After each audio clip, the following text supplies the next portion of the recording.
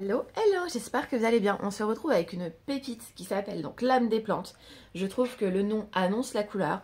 Et effectivement, je n'ai pas été déçue. Quand j'ai vu le nom, il m'a tout de suite attiré. Donc j'ai pu le choisir dans la newsletter que j'ai reçue de Le Lotus. Je remercie infiniment Martine.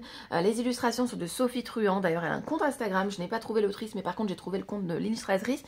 Et je vous invite à aller voir parce que c'est des très belles illustrations toutes douces. Et on reconnaît bien les plantes. Et ça, c'est sympa. Donc c'est le répertoire incontournable pour se reconnecter au vivant. Vous allez voir, on a un livre ici très innovant, très différent de ce qu'on a l'habitude de voir, et je parle en connaissance de cause puisque j'ai au moins une quinzaine de livres sur les plantes. J'adore les plantes, j'adore me renseigner sur les plantes, je ne cesse d'en acheter parce que j'adore ça, et donc celui-ci, il est trop chouette. Allez, on se lit l'Aria. Donc c'est un beau gros livre, hein, voilà, on n'est pas sur une couverture rigide, mais on est sur une belle couverture quand même. C'est très joliment illustré, donc il est au prix de 24,95 € et il vient de sortir. Donc on vous dit découvrir l'âme des plantes. La flore est capable d'évolution, elle est intelligente et renaît perpétuellement. Dans cet ouvrage, Christine Sieur vous propose d'explorer les merveilleuses capacités des plantes pour vous reconnecter à la magie du vivant. La plante voit, la plante ressent, le contact, la plante a du goût. La plante sent et communique, la plante entend. Et ensuite, on vous dit de laisser votre intuition cheminer et plonger parmi les 50 plantes messagères de ce répertoire, aubépine, iris, perce-neige, rose, tilleul et bien d'autres. Vous découvrirez alors l'autoportrait, la symbolique, la signature, les vertus médicinales, les effets émotionnels ou spirituels pour bénéficier de la sagesse de ces végétaux extraordinaires dans le respect de la nature. Voilà ce que nous dit ce livre et ce que nous allons se lire. Et en plus, vous pouvez l'utiliser adepte d'oracle, tel un livre oracle. Pourquoi? Parce que vous avez des mots-clés pour chaque plante. Donc par exemple, au hasard, hop, vu que je l'ai ouvert par là, voilà, aujourd'hui, on tombe sur le ginkgo. Voilà, je ne sais pas si ça se dit comme ça. Et vous avez donc des mots-clés. Incorruptibilité, loyauté, intemporalité et unification. Voici nos mots-clés du jour. Ensuite, vous avez à chaque fois une citation. Est-ce un unique être vivant qui en soi-même s'est scindé? Où sont-ils deux s'élisant? Nous font sentir leur unité. Allez, c'est parti. On repart au début.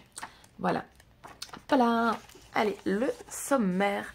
Donc, on a un grand sommaire, évidemment, parce qu'il répertorie 50 plantes. Donc, au début du livre, vous avez sur les pointes, point de vie humaine. Alors, les plantes ont-elles une âme? Oui ou non? Qu'est-ce que vous en pensez, vous, pour vous? Ensuite, la première partie, donc les plantes sont des êtres d'exception. Effectivement, donc vous avez le pouvoir inégalé, un mode de vie original au service de la grande œuvre de la vie, botanique hermétique et signature de la plante, le message émotionnel et spirituel des plantes. Donc ça c'est très intéressant. Et si on essaye de communiquer avec les plantes, d'ailleurs souvent dans les livres de plantes, on voit que le spirituel et pas l'émotionnel. Et là c'est intéressant puisque l'émotionnel est énorme. Voilà, et fait partie de nous. Ensuite vous avez les plantes une à une, répertoire des états émotionnels et au cheminement intérieur souhaité. Allez, c'est parti. Donc ici, vous avez l'avant-propos, évidemment. Vous avez l'introduction, voyage dans le monde végétal à travers le divin manifesté, sans les plantes, point de vie humaine, et évidemment. Ici, une petite citation. Donc, la science est l'enfant de l'émerveillement. L'émerveillement et la curiosité sont deux. Il y a eu beaucoup de curieux, mais il y a eu des émerveillés. Cherchez-les. Dialogue avec l'ange, texte recueilli par Gita Malas. Alors, les plantes ont-elles une âme? Le corps est le chantier de l'âme où l'esprit vient faire ses gammes. Donc la première partie, on a les plantes sont des êtres d'exception. Effectivement, le pouvoir inégalé. Ensuite, un mode de vie original au service d'une grande œuvre de la vie. Donc cette partie très intéressante, c'est une belle inauguration du livre. Introduction, du moins. Les plantes ne sont pas pressées. Les plantes possèdent des 5 sens, effectivement. Il y a des plantes qui peuvent mettre 7 ans à faire sortir leur premier bouton de fleurs. Et c'est la patience que nous apprennent les plantes. Et moi, j'aime beaucoup. La plante a du goût, la plante sent et communique, effectivement, l'intelligence ou génie. Botanique hermétique et signature de la plante. Donc là, pareil, c'est très intéressant parce qu'on a les forces primordiales et influences des rythmes cosmiques. Ensuite, on a la théorie des signatures et correspondances naturelles, une vision chamanique universelle. Donc on voit les différentes approches. Le message émotionnel et spirituel des plantes. Chaque fleur est une âme à la nature éclose. Un mystère d'amour dans le métal repose. Tout est sensible et tout sur ton être est puissant. Gérard de Nerval, Audelette. L'image secrète du zeste de la plante embrasse les 3 plans, corps, âme et esprit. À ce titre, sa lecture s'adresse aussi à notre cœur. Une analogie existe entre le geste de la plante et la manifestation émotionnelle qu'elle provoque en nous. Hop là. Ensuite, vous avez l'analogie émotionnelle qui va vous être décrite. Ensuite, vous allez retrouver donc tout le détail hein, de la plante, donc la tige, la feuille, la fleur quand il y en a, le fruit, la graine, la symbolique des nombres et des couleurs, qui va vous apporter en plus de la profondeur dans votre lecture d'âme de plante. Ensuite, la symbolique succincte de quelques nombres. Donc là, vous allez avoir nombre par nombre. Hop. Ensuite, vous allez avoir les couleurs. Donc là, c'est très intéressant parce que du coup, vous allez trouver une fleur, par exemple, blanche. Vous pouvez vous référer au début de ce livre et aller voir, par exemple, le blanc. Donc, signifie soit l'absence, soit la somme des couleurs, pureté, connaissance, sagesse, révélation, grâce et conscience épanouie. Et ensuite, on vous dit, et si on essayait de communiquer avec les plantes? Et écouter la nature sauvage, c'est être à la fois spectateur et auditeur de conversation dans un langage qui n'est pas le nôtre. Effectivement, hein, les plantes sont surprenantes. Je ne sais pas si vous avez un jardin ou un balcon, peu importe. Mais moi, chaque année, je suis très surprise par cette nature qui nous apprend en fait. Hein. C'est elle qui nous éveille. On s'éveille avec elle, mais c'est d'abord eux qui nous éveillent. L'avertissement au niveau de voilà des plantes. Et ensuite, plante par plante. Donc vous avez le nom, l'ancien nom, les mots-clés, une citation à chaque fois, les belles illustrations. Vous allez voir qu'ils sont très bien représentés. Ça, c'est agréable. Ensuite, vous avez le nom populaire. Ensuite, vous avez l'autoportrait. Ensuite, vous avez la mythologie, la symbolique. Ensuite, la signature et en pratique. Et ensuite, c'est pas fini. L'utilisation en soutien émotionnel, en soutien spirituel et le conseil. Voilà, donc c'est hyper intéressant pour chaque plante. Pour que ce soit plus compréhensible, je vais en ouvrir une au hasard. Et puis, je vais tout vous lire. Ça vous dit? Comme ça, vous voyez comment il se construit et vous allez voir que c'est génial. Allez. L'orchidée, ça vous dit? Allez, ici, avec l'orchidée, on nous parle d'harmonie, de raffinement, de ferveur, de révélation, de libération, d'évolution. La perfection est un chemin, non une fin. Proverbe coréen. Les anciens noms, orchis, orpris, vanilla, je n'arriverai pas à vous le dire, angraecum, bubophyllum, sibydium. Voilà, bref, vous avez plein de noms anciens. Ensuite, on va découvrir donc, tac, ici, donc la famille des orchidées est l'une des plus diversifiées du monde végétal. Elle se répartit en de très grands nombres genres et espèces, tout aussi surprenantes les uns que les autres. Les noms orchidées viennent du latin et du grec ancien orchis, testicule, en référence à la forme des tubercules de certaines orchidées terrestres. Voilà. Ensuite, vous avez l'autoportrait de la plante. Je vous la lis. Que nous soyons lianes aériennes comme la vanille, terrestres comme l'orphis abeille, ou encore issus d'autres espèces comme celles qui ornent vos maisons, nous sommes incontestablement des fleurs aussi captivantes qu'insolites et fantaisiste, explorant dans un foisonnement de formes et de couleurs splendides. Il faut dire que durant plus de 80 millions d'années, notre famille a patiemment élaboré une stratégie de coévolution tout à fait exceptionnelle avec des insectes et des champignons microscopiques. Sans eux, nous ne saurons vivre. Grâce à cela, nous aurons réussi la performance de coloniser des milieux difficiles, en économisant de manière drastique nos ressources jusqu'à la taille de nos graines, aussi minuscules qu'un grain de poussière confié au bon soin du vent. Lorsque nous sommes aériennes, nous nous accrochons aux autres branches des arbres. Nos racines cylindriques se plaquent sur l'écorce et nous permettront d'absorber l'humidité ambiante, sans jamais prélever aucune substance nutritive à nos hôtes. Et qui, à part nous, peut se targuer aussi longue floraison spectaculaire ou excentrique? Qui plus est presque exclusivement nourrie et substance immatérialisée. Ensuite, ici, vous avez les petits chiffres que vous retrouvez ici, voilà.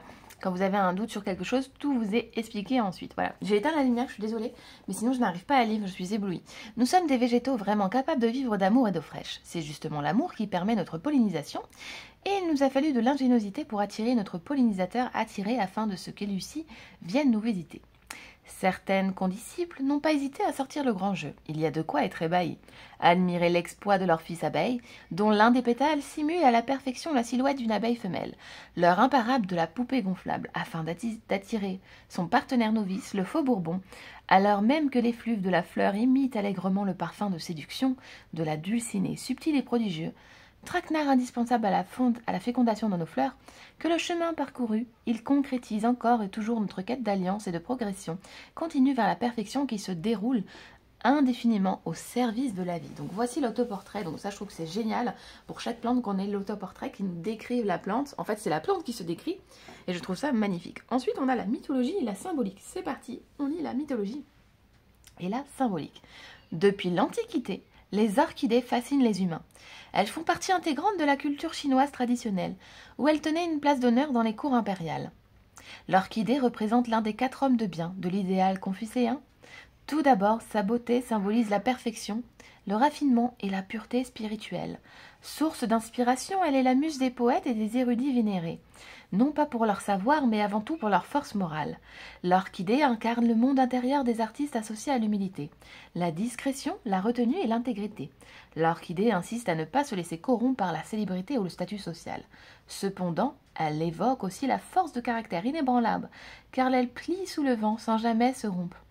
Elle rend donc perceptible l'équilibre entre souplesse et force. Hop là. Ensuite, ici, on vous décrit qu'est-ce que c'est pour Confucius, phéromone, enfin voilà, on vous explique tout ce qui pourrait être pas compréhensible au premier abord. L'orchidée est également synonyme de fertilité et de vitalité, et de virilité, pardon. Placée dans les lieux d'habitation, elle véhicule l'énergie positive du ki et favorise la chance et le bien-être. Les noces d'orchidée correspondent à 55 ans de mariage. Écoutez, je ne savais pas en tout cas qu'elle favorisait la chance, moi. Pourtant, j'avais étudié à un moment donné les plantes de chance et elle n'était pas ressortie dedans. Donc je suis très contente de l'avoir vue du coup dans ce livre. Je me le suis noté d'ailleurs dans mon petit grimoire de plantes. Voilà. Ensuite, la signature. Élément remarquable à éther. Les orchidées manifestent la perfection du jeu des 4 éléments, en poussant la formation florale jusqu'à les plus extrêmes raffinements, don suprême du monde végétal et qui flirte avec le monde animal duquel elles se rapprochent. Les fleurs à symétrie bilatérale sacrifient la plus grande partie de leurs étamines, en les transformant en pièces florales permettant la naissance d'une forme animable à l'origine du qualificateur plante-animale. Données aux orchidées, les orchidées expriment en quelque sorte la solidarité des deux règnes, végétal et animal. L'orchidée ne se nourrit pas directement de la terre ordinaire, il faut que cette dernière ait été vitalisée, d'une manière ou d'une autre, par les filaments mycéliens du champignon qui rend digestible l'humus du sol ou par l'ascension de la terre dans les hauteurs de l'arbre où elle réside. Toute l'énergie vitale de la plante est dirigée sur la fleur qui représente son propre dépassement, son apothéose destinée à embellir et à embaumer le monde. En effet, les fragrances des orchidées sont elles aussi très diversifiées. Du surcroît, la famille des orchidées ne referme aucune plante vénéneuse. La constitution de la fleur d'orchidée est toujours terraire. 3 sépales, 3 pétales, 3 carpelles, 3 étamines, mais réduites le plus souvent à 2 seulement. Le chiffre 3 étant universellement un nombre fondamental et parfait, expression de la totalité de l'achèvement, produit de l'union du ciel et de la terre. Voir l'introduction. Et ici, donc, vous avez la légende qui rapporte que le premier empereur chinois parvint à s'assurer une descendance en plaçant sur la vie de son médecin une magnifique orchidée dans les appartements de son épouse qui ne parvenait pas à enfanter. Une hampe de 13 boutons se développa, exhalant un parfum tellement enivrant que l'impératrice mit au monde 13 garçons. Quelle légende, dites-moi. Et ça, j'aime beaucoup quand on a des petites légendes comme ça. Ça nous donne encore plus croyance en la plante et je trouve que c'est trop sympa. Voilà. Ensuite, en pratique, au niveau des vertus médicinales, qu'est-ce qu'elle va venir nous offrir l'orchidée? J'espère que cette vidéo ne sera pas trop longue pour vous. Dès l'aube de l'humanité, les orchidées ont été utilisées pour leurs vertus médicinales sur les 5 continents. De multiples usages sont répertoriés. Chaque espèce est employée pour ses propriétés spécifiques. Ainsi, certains avaient la réputation d'être aphrodisiaques, tandis que le savoir ancestral attribuait à d'autres des effets digestifs, fébrifuges, vermifuges, anti-inflammatoires, antispasmodiques ou sédatifs. Autre exemple, le fruit de la vanille a été utilisé par les Aztèques pour traiter l'impuissance, l'hystérie, la fièvre et les rhumatismes. Ensuite, au niveau du soutien émotionnel et spirituel, l'orchidée impulse le désir de s'affranchir des blocages ou des freins qui entravent notre évolution.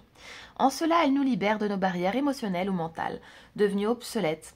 L'incroyable fantaisie de l'orchidée nous pose en avant avec confiance. Elle incite à donner le meilleur de soi, tout en s'exonérant du superflu, mais toujours dans le but de nos propres progressions. Sa croyance dans des endroits reclus ou sereins, exemple d'agitation et de brutalité, reflète également l'idéal d'un esprit noble, tranquille, capable de vivre sans avoir besoin d'attirer l'attention. L'orchidée est aussi une source sans cesse renouvelée de beauté inspirante, de délicatesse et d'harmonie. L'utilisation, expérimenter l'enseignement de l'orchidée, progresser dans la perfection par l'essentiel. Chaque fois que vous pouvez exprimer que vous entrez en action, donnez-vous l'objectif de le réaliser de la manière la plus élégante et harmonieuse qui soit, avec précision en vous centrant constamment sur l'essentiel, en éliminant toutes les fioritures inutiles, de façon à faire éclore vos meilleures potentialités. Cela exprime par exemple en choisissant dans vos paroles à chaque instant le mot plus juste. Entrepris régulièrement, ce simple exercice génère non seulement un sentiment de bien-être incomparable, mais donne accès à l'espace intérieur où règne votre intuition et votre créativité. Première marche vers la perfection. Voilà, et ensuite nous passons à une autre plante. Donc voilà pour l'orchidée. Et vous voyez, en fait, là, on avait l'émotionnel et le spirituel ensemble, mais généralement, c'est c'est dissocié, hein. On a généralement, vous voyez, le émotionnel et après le spirituel. Donc là, pour l'orchidée, les deux se réunissaient. Mais généralement, on a les deux. Et je trouve que c'est bien quand on a les deux, puisque ça change des livres habituels. Voilà pour la présentation de ce livre-ci. Bah, écoutez, j'espère que celle-ci vous aura plu. Je vous fais des gros bisous. Je vous remercie d'avoir été avec moi. Et à bientôt. Merci.